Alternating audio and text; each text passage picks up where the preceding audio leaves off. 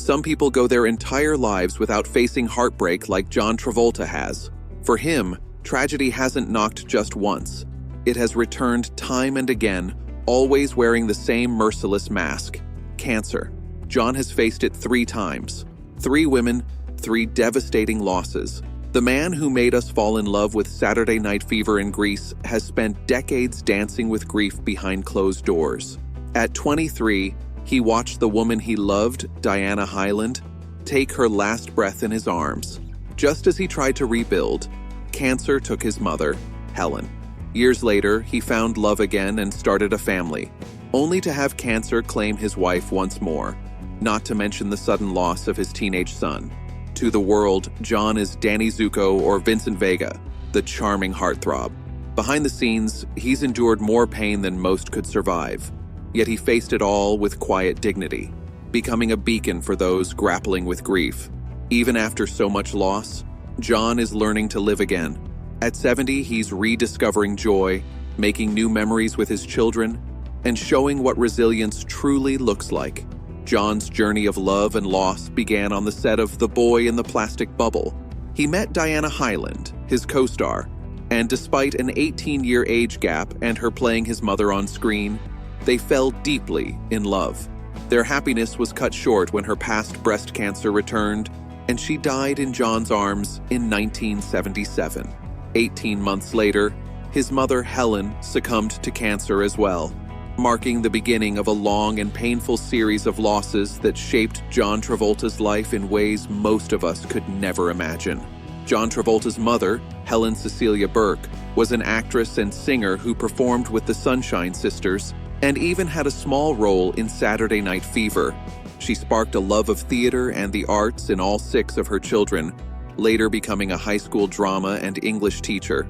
But more than that, Helen was John's protector, guiding her sensitive youngest child through life with care and love. When Helen was diagnosed with breast cancer, she initially kept it from John, knowing how deeply he had suffered losing Diana just 18 months earlier. Eventually, she had to tell him, and John became her devoted caregiver, visiting daily, keeping her spirits up, and even performing little songs to brighten her darkest days.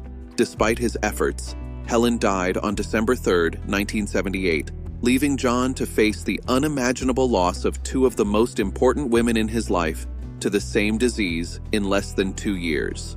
On top of this, his career hit turbulence. The disco era faded, his films flopped, and critics questioned if he was just a one-hit wonder. The 1980s were challenging, but John slowly healed personally. By 1988, he found love again with actress Kelly Preston. They married in a romantic midnight ceremony in Paris in 1991 and built a family together. Son Jett, 1992, daughter Ella Blue, 1994, and Benjamin, 2010. Yet life would test them again. Jett was born with autism and seizure disorders, requiring constant care. John became a devoted father, always by his son's side, even on family vacations in the Bahamas. Tragically, on January 2, 2009, Jett, then 16, suffered a fatal seizure that caused a head injury. Despite John's immediate efforts to save him, Jett passed away, leaving the family devastated. The heartbreak didn't stop there. In the aftermath, John and Kelly were targeted by extortionists trying to profit from their loss.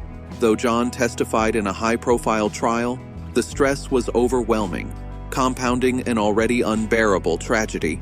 In 2010, Kelly Preston gave birth to Benjamin, bringing a renewed spirit to the Travolta household. John and Kelly slowly healed, honoring Jett's memory while moving forward, including through the creation of the Jett Travolta Foundation for Children with Special Needs. But tragedy struck again. In 2018, Kelly was diagnosed with breast cancer, the same disease that had taken Diana Hyland and Helen Travolta decades earlier. True to her character, Kelly fought privately, receiving treatment at MD Anderson Cancer Center, while keeping her family life largely out of the public eye. She even appeared alongside John in Gotti, her final film role, before retreating from the spotlight.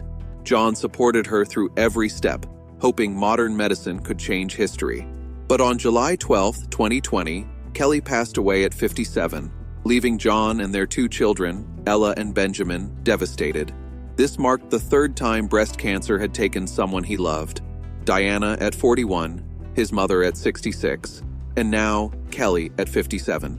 Combined with Jett's tragic death, the losses were almost unimaginable.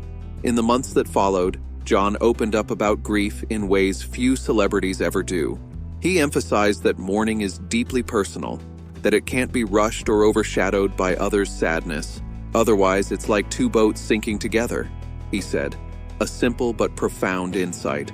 For years, John existed more than he lived, focused on raising Ella and Benjamin while carrying decades of heartbreak.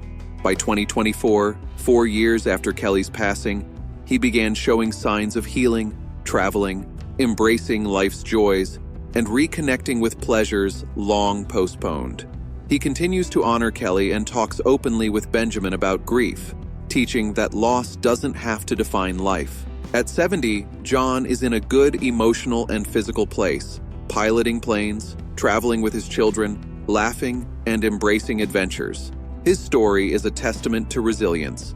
He's lost 3 women to breast cancer, buried his teenage son, faced attempted extortion, and yet survived, showing that healing isn't linear and vulnerability is strength. Rediscovering joy, John lives fully while keeping the memories of Diana, his mother, Kelly, and Jett close, proving love is stronger than loss. As he says, if he dies tomorrow, he doesn't want others drowned in sadness. A lesson in grieving fully, but not forever, remembering with love while moving forward. There is life after cancer, not just for survivors, but for those left behind when it takes someone we love. John Travolta's story proves that the human spirit is stronger than we often believe. Even when loss seems endless, even when heartbreak repeats itself, hope still exists. Joy still waits on the other side if we dare to reach for it. If John, who has endured more than most of us can imagine, can find his way back to living fully, maybe we all can. So what can we learn from his journey? How does his story reshape how we think about grief, loss, and survival? Do you agree that mourning is deeply personal, and everyone needs their own path? Have you or someone you love faced similar battles? How did you find the strength to keep going when it felt impossible? Share your stories in the comments. We can create a space to support each other through life's hardest moments. And if John Travolta's resilience moved you, if his journey inspired you, hit that like button and subscribe. We're building a community that honors real struggles, celebrates survival, and doesn't shy away from difficult conversations. Stories like John's remind us that grief is universal, hope is possible, and even after unimaginable loss, life can still be beautiful. John Travolta is still dancing, still flying, still living, and that's the most inspiring ending we could ask for.